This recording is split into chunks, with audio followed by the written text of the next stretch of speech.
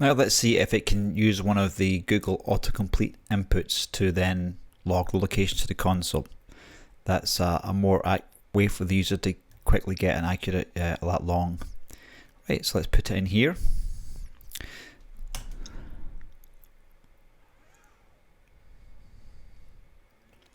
That's the better way to load it than load it with a script, as less things can go wrong with that. Okay, good. It's going to convert an input with the useRef to the Google autocomplete input.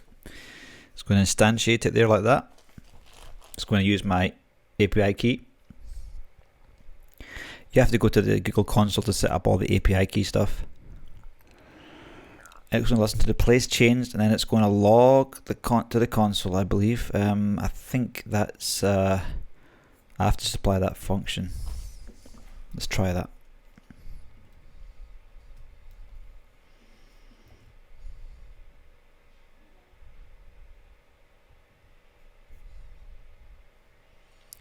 Okay, let's go to the app.tsx. Let's delete this one and just make sure we get the right parameters. Was it Google Maps Autocomplete? Okay, it's expecting some function there, so I guess we could do something with it, like okay, so we could then lat long.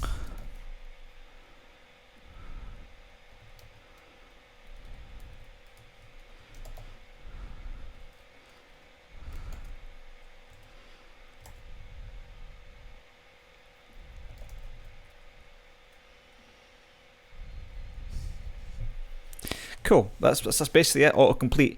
In terms of your API, pretty fussy. Well, obviously it has to be really accurate, so I've just got it running on this port, but normally you'd have some kind of website there. And to use things like the maps, geolocation, geocoding, well, you need, if you're geocoding, you're sort of putting in text and getting it back for you, but this autocomplete input does a lot for us. So for example, do place changed, then this is doing a lot of the back end stuff for us, like the geolocation. So that's pretty cool. That works pretty good. So let's just put another coffee shop. Let's just try an actual place like a coffee shop. So let's just type coffee. So this is pretty cool. It can give you sort of actual places.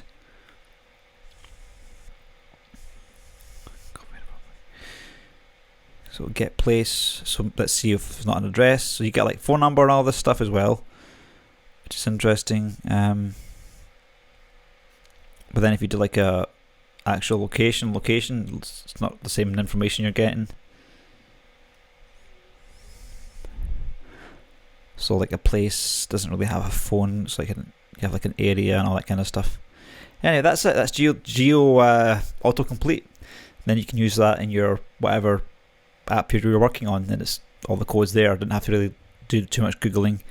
There are more, like if you want to build this by yourself manually, then you could potentially use like a data list, and then you have like some kind of autocomplete options. Then you can render it. I mean, sometimes people don't like to use the Google Powered by Google thing. You can make your own thing as well. And I've tried it a little bit with the Google Maps with ChatGPT, but the code is a little bit messy, and I kind of backed off from that and just went with the autocomplete.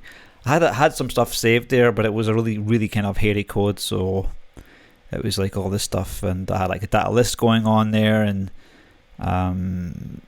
yeah, so there's like, you can see here, there's like all sorts of data list stuff, and then there's like, it's just too much going on, and maybe one day I'll make my own custom one, but that's how it's set up. So hope you enjoyed that video, guys, and thanks for watching. Hit subscribe and hit that bell.